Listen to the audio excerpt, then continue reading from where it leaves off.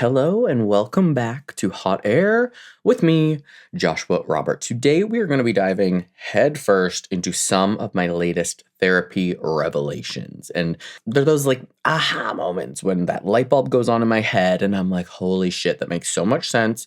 I wish I knew this sooner. I wish I could have applied this sooner. I always say it's better late than never, but these are the moments that make me wonder anyway, how I've even made it this far without completely unraveling. So, we're going to go through three little tips on this episode, three little exercises that have honestly, in the last 5 weeks of therapy with this new therapist, these three little tidbits have changed the way that I think, have changed the way that I approach almost everything every single day, and I can totally feel and see them working. So I picked up these three little golden nuggets of wisdom, and they're just honestly too good not to share. So number one is going to be identifying your negative habits, and that means giving them a name, giving them an identity, because apparently the voice in my head deserves a personality. And number two is what boundaries actually mean. And they are not about telling people what to do and being a control freak. And number three is trusting your gut, which seems really straightforward, but it's more so about that nervous feeling that we might get when something amazing is around the corner, but we think it's actually just fear, and kind of how to process that. So whether you're here to work on yourself or just hoping that I'm going to overshare, as I always do, I will probably do both of those things, overshare and help you work on yourself. So let's dive right in.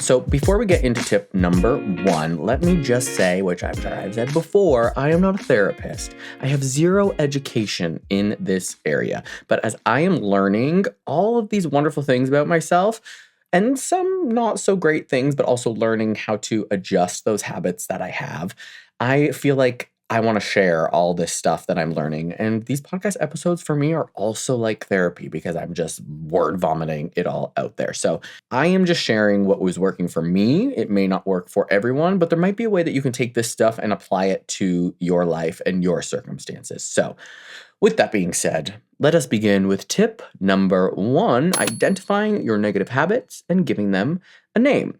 So first things first, let's talk about those sneaky little habits that quietly, or sometimes not so quietly, completely mess up our lives. So like the ones that are like avoiding an important email by suddenly deciding to deep clean your apartment. Hello, that's me, ADHD Central. Rereading an old text thread and convincing yourself that somebody obviously hates you, or the complete opposite, rereading text from somebody that you might be interested in and convincing yourself that they're absolutely in love with you. And you're just like, oh, they put an exclamation point there, or there's an emoji there. What does that mean? Just over analyzing that shit. Or telling yourself, I'll just check Instagram real quick. And then you lose an hour stalking some random person's profile that you met in like 2018 at a wedding. Like just things that are really not adding productivity into our lives. So yes, all of those wonderful little habits. It can literally be any habit that you feel is taking away from your productivity, taking away from things you actually want to do, maybe holding you back from getting that dream job or holding you back from meeting the one, anything you feel that is not positively affecting your life. So here is where the magic happens. When you give those negative habits a name, you're taking away their power. And it's kind of like externalizing the problem, if that makes sense. You're just kind of stepping out of it. Here's like a little example. Let's say that you have this voice inside your head that automatically jumps to wild conclusions and is like super dramatic. It can be something inconvenient, like your phone battery is at 20% and you just start spiraling and freaking out. And there's this voice in your head that just feels like, oh my God, my phone is going to die. I need to go plug it in. I have friends that do that where they're like, they are so terrified that their phone is going to die. Like, are you not going to survive? It can be something as simple as that. You're going to give it a name. Let's call it Dramatic Danny. Okay? Dramatic Danny. It's got a nice little ring to it. So now when you catch yourself spiraling and that voice in your head is becoming way over dramatic and out of control over the smallest minute little detail, you're going to be like, okay, Dramatic Danny, it's not the end of the world. Shut up. I'm in the driver's seat. You go back back where you came from because we don't want to listen to you anymore.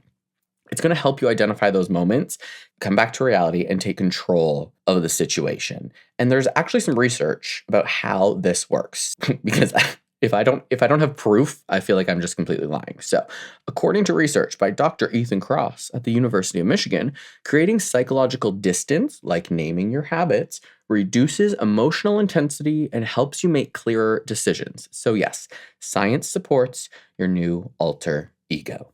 Now, an example of how I have applied this to my life is when I meet somebody new and I feel that there's like a little bit of a spark there and we've had a good first or second date, I start to think that I'm manifesting by imagining myself going on trips with them, imagining what it's like singing a song in the car with them, going skiing with them, going shopping with them, creating all of these memories. And only until recently did I fully realize that that was not manifesting. That was fantasizing. And when that relationship doesn't work out, I get so heartbroken, but not because of that person in real life, not because it didn't work out with them, but it didn't work out with these expectations, these imaginary memories that I've been creating in my head. And I've gotten myself so deep based on fantasizing rather than the actual connection I have with this person. And it was only until a few weeks ago that I realized this. And I was talking to my therapist about it. And he's like, okay, so you're saying you really like to manifest, but you're now identifying that this is not manifesting, it is fantasizing. But let's give it a name. Let's give it a title. I could not think of anything. My mind just went blank. But I did acknowledge, I was like, you're absolutely right. Maybe we'll circle back to this. It is a habit that I want to get rid of because I feel like it doesn't benefit me at all. I only end up hurting myself when I'm fantasizing about these people that I am talking to and or dating. And he suggested that I call it manifesting. And ever since he said that, I have caught myself so many times manifesting, and I stop it before it gets way too deep. I will be like 5 seconds into this fantasy zone to my manifesting, and I'm just like, Josh, you're manifesting. You're not manifesting. You're manifesting. And this is not reality. You gotta stop. Just focus on the now and stay present. And it has been so extremely helpful, especially since I'm putting myself out there and going on plenty of first and second dates and getting to know people better. It's so easy for me to just be like, ooh, I wonder what our next date will be like. I wonder if we'll kiss at the end of the day. I wonder if he's gonna wanna see me again. I wonder if we're gonna run into friends. How will that be? How will I introduce them? I can go on and on and on. But instead I go, you're manifesting, bitch. Shut it down. And I swear to God, it works. So here's how you can do it too. I've broken it down into 3 helpful, easy to digest steps. So number 1, spot the culprit. Pay attention to the habits that trip you up the most. Is it overthinking? Is it procrastination? Is it imaginary arguments with people who have no idea that they're involved, which I am also guilty of? I used to have imaginary arguments with my friends, my family, because I had something on my mind I needed to express. But instead of living in the imaginary, you got to reel it in and tell your brain to stop. Number 2, give it a name. Be creative. Your inner perfectionist, maybe you're going to call it Judge Judy. The part of you that loves to avoid responsibility, call it Lazy Larry. The key here is humor. It's something that you can laugh at that doesn't feel too heavy and you're going to be able to manage it. So when I am manifesting, the first thing I do when I say, oh, Josh, you're manifesting, is laugh. I laugh right away because it's a hilarious name. It's such a wonderful play on words. I'm so glad my therapist is much smarter than I am, so he could think of something funny, even though it was probably right in front of my face to call it manifesting. But give it a fun, funny name. It doesn't have to be negative. It doesn't have to be heavy. It doesn't have to be like you're like giving yourself a slap on the ass, not in a good way, as though you've misbehaved. Name it Judge Judy. Name it Lazy Larry. Make it rhyme. Make it fun. Number 3. Call it out and call it out loud. The next time your habit shows up, literally talk to it. Be like, all right, overanalyzing, Olivia, I see you, but we are not doing this today. Bring it right back to reality. And it sounds crazy and it sounds silly, but it stops the spiral right in its tracks. And I promise you it works. Just try it. Those are the 3 tips that I think work the way that I went about it. It's helped me a lot. So don't be afraid to give those nasty little habits a hilarious, punny, and funny little name to help you call them out, point it out, stop them in their tracks, and start rewiring your brain so that you can have more positive habits instead of just living in those negative habits that clearly are not serving you. moving right along. This is my big tip number 2. And this one is so important and something that I see a lot of people doing. Boundaries are for you. They are not for other people, which is very hard for a lot of people to wrap their heads around. Boundaries are like the best form of self-care. It puts you right in the driver's seat. You are in control. You can decide for yourself what you are willing to do and what you are not willing to do. But it is only about you. Boundaries are not about controlling other people's behavior. Let me say it again. Boundaries are not about controlling other people's behavior. It's about how you respond to it. Okay?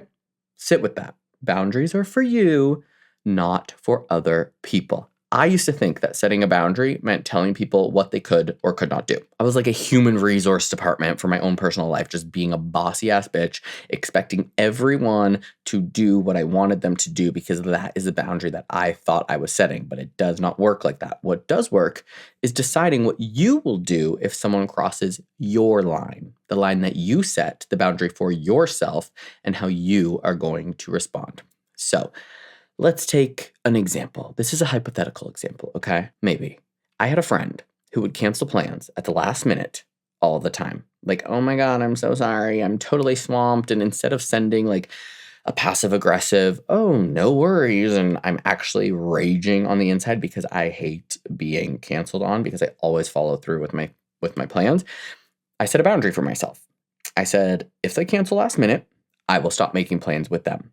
There's no drama. There is no lecture. I used to love lecturing people. I am just protecting my peace. The boundary that I set for myself was that if they are not going to respect my time, then I will just take a little step back and I'm not going to make plans with them anymore if they continue to cancel on me. It means they're not committed to me, even if life gets in the way, it gets really busy. If it happens like every once in a while, sure. But if it is happening all of the time, that person is not respecting me. They're not respecting my time that I have set aside for them. So instead of being pissed off, I just said, I'm not going to make plans with them anymore if they cancel on me again. And they did. So I no longer make plans with them. I'm not mad at them. I don't have a vendetta against them. Of course, it would be great for people to value my time as much as I value theirs, but that is not reality. The opposite of a boundary would have been me saying that the boundary is that they cannot cancel on me again. If I said, I don't like you canceling on me, please don't do it anymore. That's me trying to set a boundary for them, telling them what to do. And then my response, because the boundary is about them, would have been probably aggressive and I would have been pissed off. But because I set the boundary for myself, I can just say, you know what? I'm not going to be pissed. I'm not going to be mad. I'm not going to send a bitchy ass text. I'm just not going to make plans with them anymore. We can still be friends, but the boundary that I set for myself, you have crossed that line. So here's how you can try this without feeling like a complete jerk, because it can feel like a little bit cunty and not in a good way when you're setting boundaries for yourself. So, number 1, identify what is draining you. What situations or behaviors are making you feel disrespected, exhausted, or like you need to drink a whole bottle of wine? That's your starting point. Identifying the things, again, similar to those habits we talked about earlier, identifying the circumstances in your life that are not positively adding to your life experience. Number 2, decide your response. So instead of saying, you can't do this, reframe it as, if this happens again, here's what I will do. It's about controlling your actions and not theirs. And I feel like I want to say that again. Instead of saying to somebody, you can't do this, because that is not a boundary, you can reframe it and just say, if they do this, or if this keeps happening, here's how I will respond. That is a boundary. So for example, and I love this one. This is the one that is like on the back of my head. If someone speaks to you disrespectfully, the boundary you're going to set is not for them to not speak to you that way. The boundary is, I will leave the conversation and I will protect my peace. So if someone is being an asshole to you and speaking to you like crap, the boundary is that you leave the conversation, not get mad at them and expect them to completely change their tone. Or if someone is always late, you say, I'm going to give them 15 minutes and then I'm leaving. If you know that someone is notoriously late, that is your boundary. You're setting the boundary for yourself. Or if a coworker overshares like their personal drama, I'm going to put on my headphones. Good luck with that. You're stepping away from the situation and protecting your peace. Number 3, follow through. So the power of boundaries comes from enforcing them. If you say you're going to leave a party, if your ex shows up, grab your coat and go. You have to stick to your boundaries in order for them to serve you in an effective way. People learn how to treat you by what you will allow. Sometimes we allow way too much bullshit, and they're just going to keep treating us that way if we don't set those boundaries for ourselves and we don't follow them. Now, fun fact time. A study from the Journal of Social and Personal Relationships found that people who set clear boundaries experience less burnout and higher relationship satisfaction because, shocker, people pleasing is exhausting. When you're not setting boundaries, you're really just trying to please everybody else. And also, everybody else gets to do whatever the fuck they want to do whenever the fuck they want to do it. When you start taking back control, you set a boundary for yourself, and everyone else, depending on those boundaries, and if you follow the boundaries for yourself, can only affect you so much. A good example of this is my mother. My mother and my sister are butting heads, which is no surprise to anybody that knows them. And this happens with a lot of families. But this example is the reason I started researching what boundaries actually are and how to implement them in your life. My mom does not like the way that my sister speaks to her. And my mom also goes to therapy.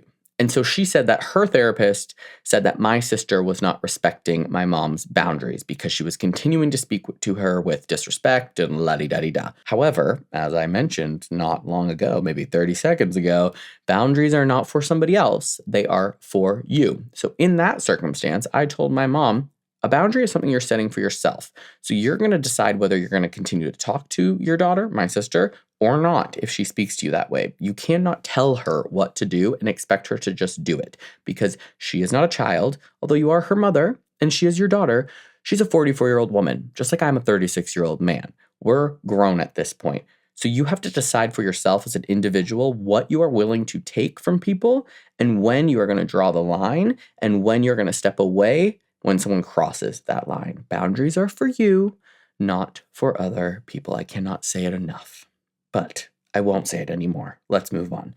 Tip number 3, big tip number 3, trust your gut, okay?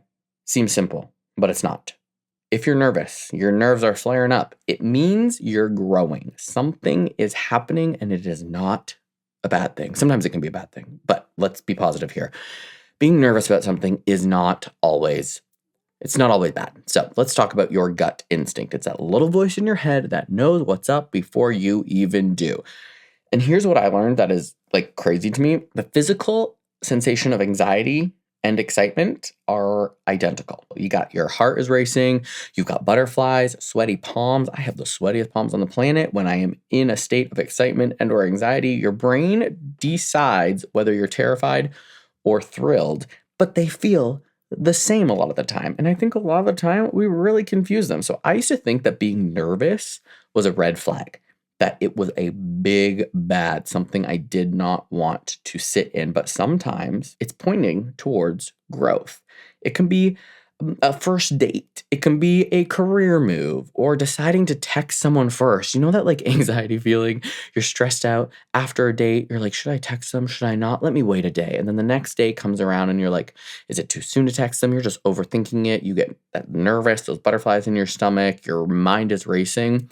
But that is the buzz of discomfort. But it's often your intuition just saying like, hey, like this is worth exploring. Like something good could be on the horizon. This could be positive change. This is you doing something different. Being nervous about something is pointing you in the direction of change. So reframing that nervousness can be a little bit challenging, but here's how I've been trying to approach it. So, number 1, pause and reframe. When you are nervous, ask yourself, am I in danger? If you're in danger and you're nervous, get the hell out of there. Or are you just stepping into something new? And spoiler alert, it's usually the second option. You are doing something different that could be scary in a good way, putting yourself out there in a good way, and you're nervous. Your body is responding to you doing something different, but different usually means good. Number 2, talk to yourself like you are your hype person. Instead of, oh my God, I'm so nervous. Why don't you try, I'm excited to see what happens. Your brain is going to believe what you tell it. Tell it something good. When I get nervous about texting somebody after a first or second or third date, when I'm like, when is that timeline? I don't want to wait too long, but then I don't want to do it right away and seem like desperado. So I'll usually wait like a day or something, maybe 24 hours, sometimes a little bit less. But I tell myself, this is me putting myself out there. This is me saying, you know what? I want to text this person. And if they're on the same page as me, they're not going to be intimidated by my early text. And if they are, then that's fine. If they're scared, if they're intimidated, if they think it's too much, then that just means they're not the right person for me. Or for example, when I used to be a dancer and I would go to auditions, I would get so nervous. I was also very self-conscious at the time, but I would get really, really nervous. But it was because I was doing something different. I was literally auditioning for Lady Gaga, Demi Lovato, Taylor Swift, with these guys that were 6 feet tall, super muscular, covered in tattoos, and I felt insecure, but I was also putting myself out there. If I wasn't going to those auditions, I would never get those jobs. Another spoiler alert, I did not get those gigs, but I would not have known if I would have or wouldn't have if I didn't put myself in a situation that made me a little bit nervous. It doesn't have to be a bad thing. Number 3, follow the tingles. That sounds sexual, but it's not. If something excites you, guess it could be a little sexual, and terrifies you a little, also could be a little sexual. That's your clue to do it. Grow. I should have formulated this very differently. Number 3. Let's say number 3 again. Follow the tingles. If something excites you and terrifies you a little, that's your clue to do it. Growth lives on the other side of what if. Go ahead and take that chance. If you get full body chills and you get super nervous and you're just like freaking out a little bit, that's your body's way of being like, you know what, take this step, do it, go for it, quit your job, book the trip, apply for school, go on that first date, walk up to that fucker at the gym and be like, yo, let's go out. You're hot. I've been staring at you for months. If you're nervous about it, it's probably going to end up being a positive thing, even if you get shut down. Even if you don't get that dream job, even if you don't get into the school, you're putting yourself out there and doing something different and you can learn from that. You're going to continue doing these things that do make you vulnerable, but you're never going to change unless you go for it and you say, what if? Little bonus fact, a study published in Psychological Science found that people who trust their gut often make better decisions under pressure. So trust your intuition because it is smarter than you think. And I feel like as we get older, we start doing what we think the world wants us to do, what society wants us to do. We should get married. We should have a kid. We should buy a house. We should finish university or college and just get that 9-to-5 job. And majority of us end up being so fucking unhappy. You can literally do anything you want to do. And I try to hammer this home with family, with friends that are just kind of stuck in that one little zone. You can literally do anything. There's no reason. I'm going to Switzerland next week, and the amount of people that have been like, oh my God, I wish I could go on a trip like that. Why can't you? Save your money, budget, look into some affordable flights and hotels. Everyone can do anything. I work remotely a lot of the time. I have a lot of freedom in my schedule. People will tell me, oh my God, I wish I had jobs like that. You're so lucky, da da da da da. You can do that too. Just because you're in a 9-to-5 at an office now doesn't mean you can't create a path for yourself that is going to look like mine, where I get to go to the gym and lay by the pool in the middle of the day. You can fucking do it too. People always tell me, oh, I wish I lived in California. It looks so nice. I grew up in Canada. I moved here 13 years ago. I just made it happen. All you have to do is tell yourself that there's literally nothing holding you back except for you. And that's when we need to trust our instincts. That's really the tea. Those are the 3 therapy tips that I have been hanging on to and really focusing on the last 4 to 5 weeks. Number 1, name your negative habits and keep them in check. Number 2, set boundaries for you, not as a people policing tool. And number 3, trust your gut, especially when it's buzzing with nerves. I promise these 3 things can be applied to almost anyone and everyone. You can alter them how you see fit. I wish I would have known these things a long time ago, and my hope is that I can just help other people learn this stuff as I start to absorb it and apply it to my life. And that is where I will leave you. Do with it what you wish. And also, these 3 little tips can really come in handy if you're dealing with somebody who's doing the opposite of what I just suggested. You can offer these little positive changes to people, just like I did with my mom, kind of trying to educate her on boundaries. You can share these tidbits to help other people navigate their lives, but also navigate their relationships with you. It's all about communication. So feel free to share this episode with somebody who you think has lots of negative habits and needs to keep them in check, or needs to set some boundaries for themselves, or has not been trusting their gut and really should. So until next time, you guys, keep growing, keep laughing, and most importantly, dramatic Danny, okay? Do not let him win. Judge Judy, that bitch needs to sit down. You're in control, so get back in the driver's seat and show your brain who is boss. And I'll catch you guys next time.